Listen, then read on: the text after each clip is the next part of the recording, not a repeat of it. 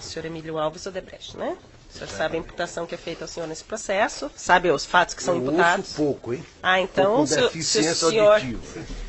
o senhor não tiver dificuldade, peça para eu repetir, por favor. Lhe agradeço. O senhor sabe os fatos que são imputados ao senhor aqui nesse processo? Perfeitamente. O senhor também celebrou acordo de colaboração? Perfeitamente. Sabe, então, por conta do acordo, que tem o dever de falar a verdade, né? Sob pena de revogação. Sim. Então, vamos aos fatos. Eu vou inverter o que eu fiz nos outros interrogatórios hoje e pedir para o senhor me falar o que o senhor sabe especificamente sobre essa reforma que foi feita no sítio de Atibaia e qual foi a participação da Odebrecht nessa reforma.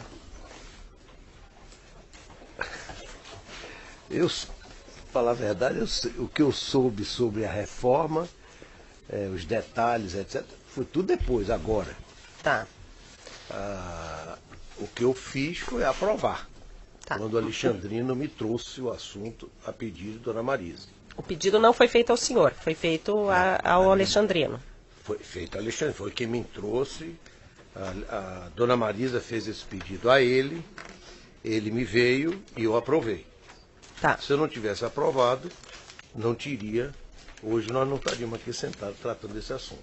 Tá. E o senhor aprovou com alguma condicionante, sabendo de valor que seria? Pedi, ele me veio depois dizendo que estava entre 400 e 500, era a estimativa dele.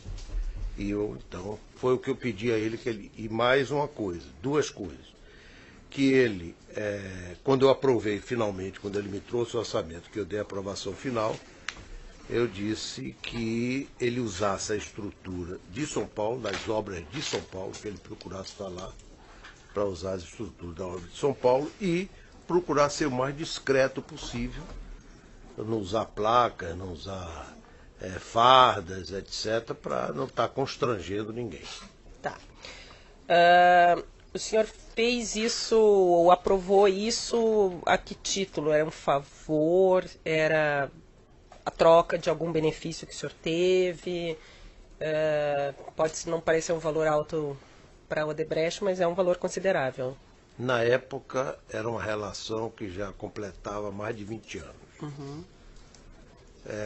Os intangíveis de que o presidente Lula sempre teve com a minha pessoa e naturalmente com a organização, de eu poder ter oportunidade de dialogar com ele, de influenciar sobre aquilo que nós achávamos que era importante para o Brasil. Então, tudo isso, a questão da estatização da petroquímica, que era sempre um desejo que a Petrobras tinha, eu precisava da posição dele. E fui muito claro com ele. Eu preciso saber disso para eu saber o destino que eu dou à organização. Se a organização sai ou fica.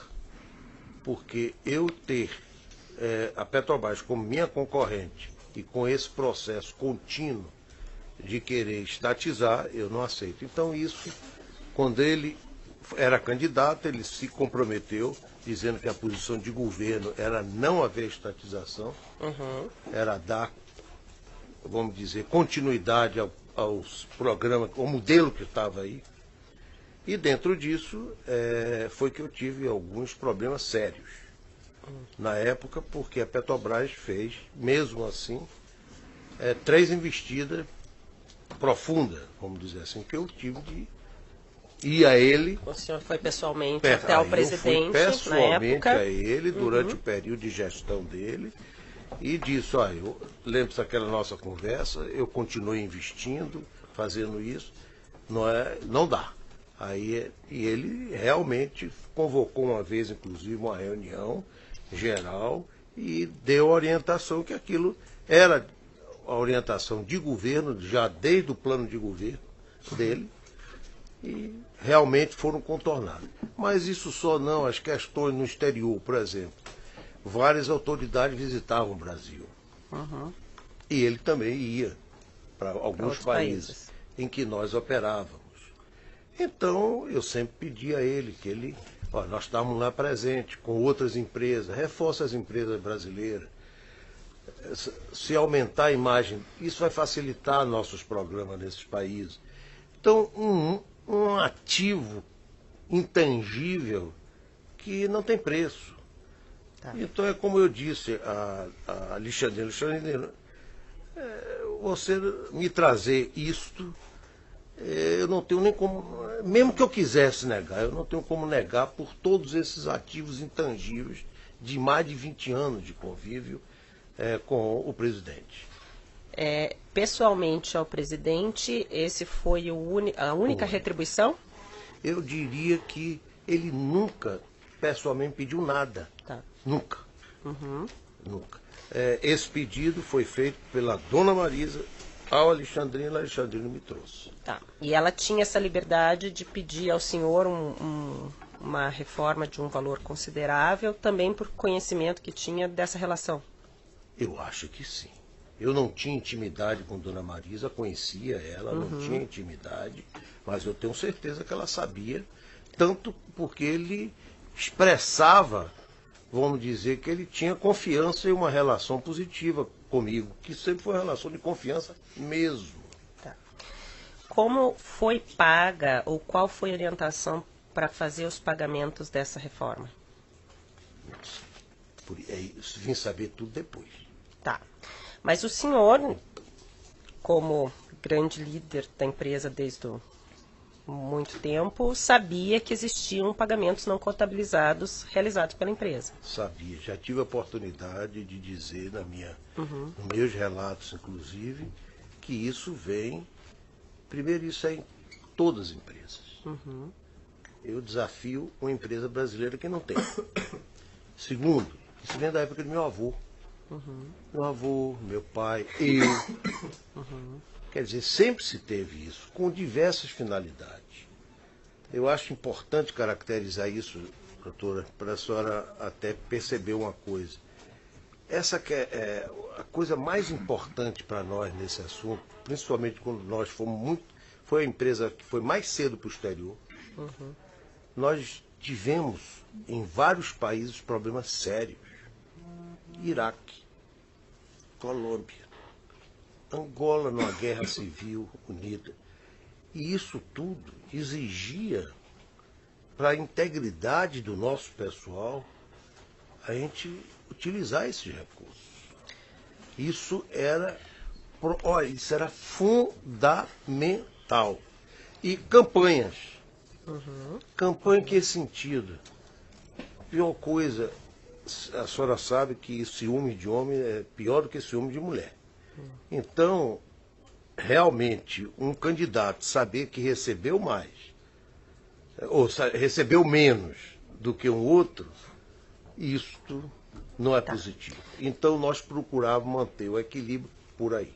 Eu estou colocando que mas eu sabia... esses pagamentos não contabilizados que eram feitos, existia alguém ou algum setor que coordenava tudo, ou cada empresa da holding fazia seus próprios pagamentos? Já tive a oportunidade de dizer.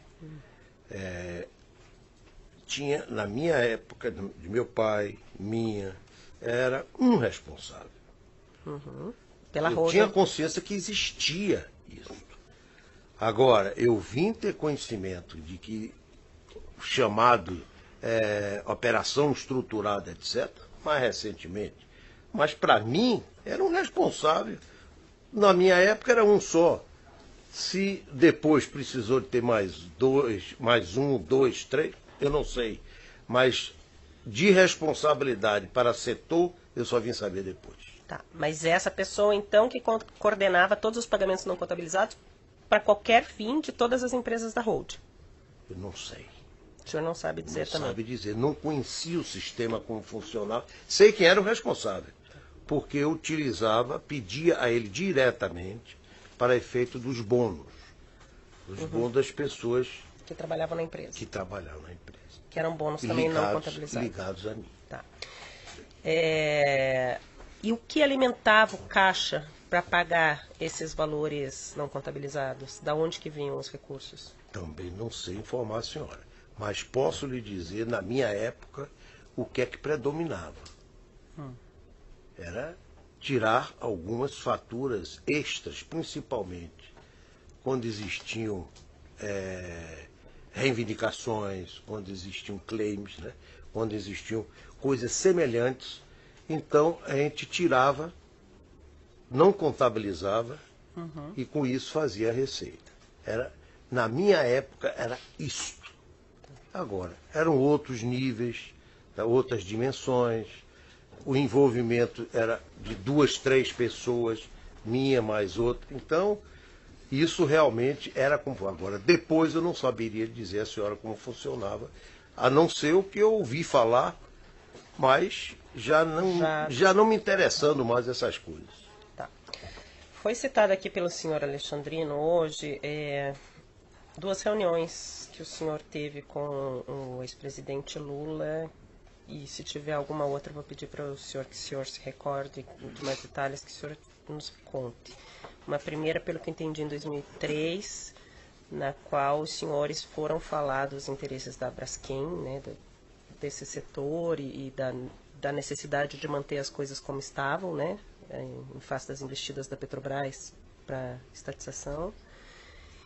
E que nessa reunião os senhores chegaram a reclamar do diretor de abastecimento da Petrobras, que não estava facilitando as coisas para as empresas do senhor. O senhor se recorda dessa reunião em 2003, no início do governo? Me recordo da reunião, que deve ter sido, isso foi em 2010, né? 2003. 2010 seria uma outra. 2003, não. Não me recordo, não. O senhor se lembra de ter falado com o senhor presidente, reclamar de alguma questão da Petrobras, da dificuldade que a empresa estava tendo? Não. Depois, eu estava presente nessa reunião? Eu entendi que sim, pode ser que não. Não. Não? O senhor se lembra de ter falado do contrato de nafta, fornecimento de nafta? Também. Também não. Não. As questões da Braskem, na época, era o Alexandrino que tratava. Não, o presidente sempre quem tratava era eu. Tá. Agora, eu nunca levei essas questões a nível dele. O que eu levava eram as questões da estatização. Tá. Que foram, ou seja, desde o primeiro diretor no mandato dele, que foi aquele sergipano que terminou falecendo, como é o nome? O Dutra, que, não me lembro do primeiro nome, sei que era Dutra, era o presidente. Ele, com a estrutura que ele montou, estavam querendo sufocar a empresa para ela ter dificuldades e eles recomprarem. E aí fui, realmente. E mostrei, provei. Ele fez, inclusive, uma reunião aí, convocando a ministra de Minas e Energia, que na época era a Dilma, e não me lembro quem foram outros participantes. Eu levei Alexandrino, levei o diretor-presidente, que era o Pedro Novis, se eu não me engano, na época. E nós tivemos essa reunião, fez essa exposição toda, todo mundo debateu, etc. Ele disse, eu vou conversar com o meu pessoal e vou dar orientação definitiva. E falou de que a responsável seria a Dilma, que por intermédio da Dilma. E ela, De fato. falando em nome do governo, disse, para continuar o modelo que está aí, que vem desde o governo passado. Então foi uma decisão do próprio presidente na questão da política da Petrobras. Conforme ele já tinha se posicionado antes de ser presidente como candidato, que eu procurei saber. Então fui cobrar dele um compromisso que ele tinha. Tá. E essa espécie de reunião o senhor teve mais de uma vez com ele? Eu tive várias. Tá. Várias. E ele sempre atendeu as demandas ou o senhor lembra de ter ido lá conversar Algumas sobre alguma sim, delas? outras não, mas nesse ponto, sempre. Tá. Nessa questão da estatização, sempre. Agora, isso depois de 2010, 2011, já com Dilma presidente, essas coisas vieram, a Petrobras já não estava mais. Isso foi durante o período dos 2 mandatos dele. Tá.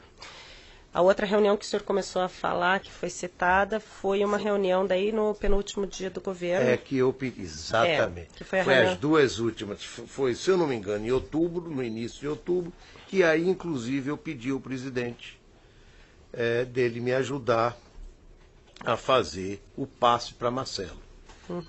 Que eu queria levar o Marcelo, porque eu, como me relacionava com ele, era o único na organização, até porque ele e Marcelo tinham algumas diferenças, eu pedi ao presidente que me ajudasse a fazer esse passe. E ela não se sentisse menosprezada, magoada, porque eu que me relacionava com ele, deixaria de me relacionar com ela e Marcelo passaria. E ele realmente me ajudou nisso. Tá. E nesse encontro de final de ano, teve este objetivo marcado na reunião de outubro. Tá. E esse consta aqui, juntado até pela defesa do senhor Marcelo, uma espécie de pauta da reunião. O Marcelo preparava a pauta para o senhor ou fazia tópicos de assuntos a serem tratados? Marcelo, ele queria interferir em tudo. Então, mandava ele, outros me mandavam, dependendo do assunto, eu pedia a opinião dele. Mas eu levava aquilo que eu entendia que devia levar, tá certo? Que cabia na relação que eu tinha com ele. Tá. Então, essa triagem, tanto assim, que eu recebia de todos, mas a agenda era minha, afinal, a que eu levava. E quando eu precisava, eu levava alguns anexos para poder dar mais entendimento sobre aquele item do espelho, da pauta, entendeu? Tá. Era isso que acontecia. E especificamente na reunião do dia 30, o senhor se lembra de ter falado sobre a reforma do sítio com o senhor presidente? Falei. Falou. Falei como? Depois de terminada a reunião, já em pé, indo, eu tinha pedido, Alexandrino tinha me pedido que a dona Marisa pediu para ter sigilo sobre o assunto, que queria fazer uma surpresa logo que ele terminasse o mandato. Então, eu achei que eu não estaria rompendo isso falando com ele no último dia do mandato dele. E há 15 dias da entrega, 14 dias da entrega da obra. No dia 14 de janeiro. Procurei perceber. Disse, olha, chefe, o assunto lá do sítio vai estar pronto até o dia 14. Ele não me falou nada, não me respondeu. Também não disse que nem que sim, nem que não. E eu coloquei a minha impressão que ele sabia, mas não quis me fazer nenhuma manifestação. Então, isso é o que aconteceu. E Dilma e Marcelo ficaram naturalmente do lado. Não Eles assistiram. não participaram nessa conversa. Não. Tá. Essas coisas eu procuro não estar falando na vista de ninguém. Então, quando o senhor falou que o presidente da República não demonstrou surpresa, quando o senhor falou, não demonstrou surpresa, mas também não mencionou nada. Nada. Tá. Por isso que eu estou dizendo. E nessa conversa, o senhor lembra, teve outros assuntos além do sítio, nessa conversa informal ao final da reunião? Não, a conversa teve informal? Não, nessa parte informal ao final da reunião. A parte formal, o que ficou efetivamente foi o programa da transferência. De relação. O senhor tinha conhecimento da proximidade do senhor Marcelo com o senhor Antônio Palocci, da planilha que ele tinha com o Palocci? Não conhecia detalhes, mas tinha. O senhor sabia? E era quem acertava com Marcelo, foi credenciado pelo presidente, quando eu disse, presidente, eu vou identificar, no período que era, no primeiro mandato, era um diretor-presidente, era o Pedro Novis. Depois, no segundo mandato, já foi Marcelo. Então eu dizia, quando ele me pedia apoio para a campanha, etc., eu dizia, quem é a pessoa? Ele me disse, Palocci. Disse, minha pessoa vai ser Pedro Novis. Depois foi o Marcelo. Tá. Assim aconteceu. Então, eles discutiam. E a demanda era do Partido dos Trabalhadores, da presidência, da pessoa do presidente? Era que tipo de demanda? Para ajuda de campanha para o partido. Tá. E eu dizia, Marcelo, como eu disse a Novis, é para encontrar uma forma de atender. Tá. Negociem. Procure fazer o pagamento disso, a contribuição, no tempo mais dilatado possível, para que haja uma forma de pressão. Porque, do contrário, vai chegar no final, eles consumiram, vão querer mais. Então, é importante que a gente dilate para que não haja pedidos adicionais. É uma experiência que eu tenho do passado. E outra, procure verificar uma equidade com os demais candidatos. Então, essa equidade dava pelo Caixa 2, naturalmente. E mas o que de fato era pago por conta dos valores disponibilizados nessa planilha, o senhor sabe dizer? Não. Não? O que de fato foi pago, para quem foi pago? Eu só vim conhecer que tinha essa planilha depois. E que a referência à pessoa amiga... Eu sabia do valor, soube, Marcelo me atualizava quando ele... Olha, você sabe quanto nós já contribuímos nesses anos todos para o PT? Ele me disse. Eu, inclusive, nem disse isso ao presidente, porque eu não levava tudo. Não era nível de conversa que eu tinha com ele. Minhas conversas que eu tinha com ele era efetivamente a forma da minha organização poder crescer, é lutar e ajudar o país a crescer.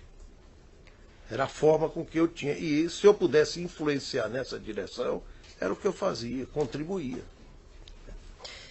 Mas que a referência à pessoa amigo na planilha é o senhor presidente. O senhor sabia desse apelido ou dessa forma de se referenciar? Eu tive depois olhando isso. Eu me referia a ele. Ah, sim. Eu me referia a ele. Mas existiam outros. Existiam outros. Por isso que eu estou dizendo, o que é, o que não é, eu não sei. Quando me referia, é meu amigo. Tá. O senhor tem conhecimento de alguma questão relacionada ao registro formal da propriedade do sítio? Ou soube de alguma demanda para regularização da construção? Não tem. Depois, o que foi feito depois da reforma, que o sítio está em nome do senhor Fernando Bittar, essas questões o senhor não tem conhecimento? Nem conheço ele. Não sabe quem é? Não sei quem é. Tem uma coisa, inclusive, para a senhora entender. Para mim foi surpresa quando o Alexandrino me trouxe, porque ele nunca tinha comentado comigo sobre esse sítio. Bem verdade é que a gente não conversava muito sobre questões pessoais. Eu sempre tive uma relação de confiança, uma relação fraternal, mas muito no âmbito profissional. Muito. A nível pessoal, eu nunca soube que ele ia para lá. Não conheço, não sabia, vim saber naquele dia que Alexandrino me trouxe. A questão do sítio. O Ministério Público. Boa tarde, senhor Emílio. Boa tarde. Senhor Emílio, algumas questões pontuais, só em complementação às perguntas do excelentíssimo juízo. O senhor foi ouvido no Ministério Público, no âmbito do PIC, e o senhor, indagado sobre o valor da obra, se ele teria sido reajuste, o senhor relatou que foi informado pelo Alexandrino que o valor da obra ficou em torno de R$700 mil. O senhor confirma?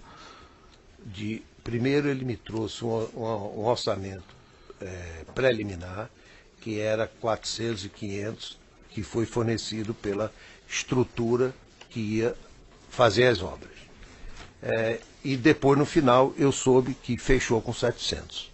Essa é a informação que eu tenho. Porque eu também não acompanhava isso, entendeu? Uma outra questão pontual, senhor Emílio. No depoimento anterior, o senhor relatou que tinha facilidades para marcar encontros com o ex-presidente Lula durante o mandato. Encontro e agendas, etc. O senhor confirma? Confirmo.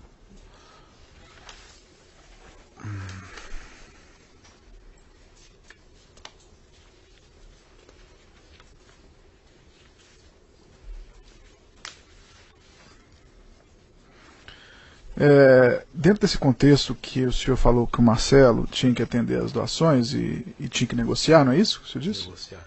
Teve um episódio que o senhor relatou a reclamação dele e chegou a comentar com o Lula que eles saíram de boca de jacaré para boca de crocodilo. Gostaria que o senhor me explicasse isso, por favor.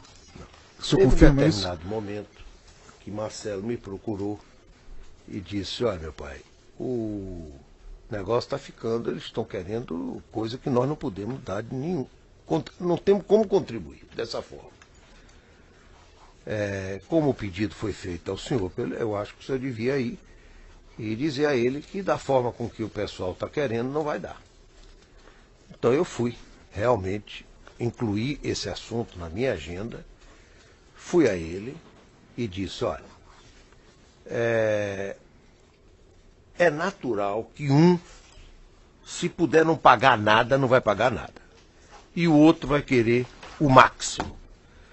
Vamos nós dois orientar que eles encontrem o bom senso, porque eles, do lado de lá, a informação pelos dados que eu recebi, estão com boca de jacaré. Então é preciso fazer com que, de crocodilo, precisamos reduzir isso para jacaré. Foi algo nesse sentido que eu disse a ele. Pronto. E ficamos acertados que eu ia agir com o meu pessoal, ele ia agir para que negociassem uma ajuda de campanha plausível. Pronto. E isso foi encontrado, esse meio termo. Com certeza ele deve ter, porque eu ainda cheguei para ele e disse assim: esse pessoal parece que está querendo jogar para cima da Odebrecht todo o custo da campanha do PT. Quer dizer, isso tem um limite. Tem várias outras empresas no Brasil, na organização, aqui, que não é o grupo Odebrecht e que precisa contribuir também. Nós não podemos ficar aí atendendo ilimitadamente às necessidades do partido. Ok. Senhor Emílio, o senhor recorda de um apoio da organização para a campanha presidencial de El Salvador? Lhe confesso que não. Ok. Mas, repare, eu sei que houve algumas contribuições no exterior. Houve. Inclusive, se eu não me engano, por intermédio até, isso já foi mais, se eu não me engano, na época da Dilma. Não foi na época dele, não. Eu não sabe, olha, que houve, agora se foi na Guatemala, se foi em outro, eu não sei. E o senhor chegou a tratar com ele em algum momento sobre isso? Não. Ok. Senhor Emílio, o senhor falou que sabia quem era a pessoa que estava à frente dos pagamentos não contabilizados. Seria o Alberto Silva? Ah, Alberto Silva, sim. Era quem eu pedia para suprir a minha necessidade de bônus para a minha equipe. Okay. E ele estava nessa área então dos pagamentos não contabilizados, é isso? Eu não sei. Eu sei que era o responsável por essa área e supria a necessidade minha de bônus. O responsável por essa área é qual área? A área de não contabilizada, de recursos não contabilizados. Então, só para ficar claro, então o senhor sabia que o Alberto Silva era o responsável pela área de setor não contabilizado, sim, é isso?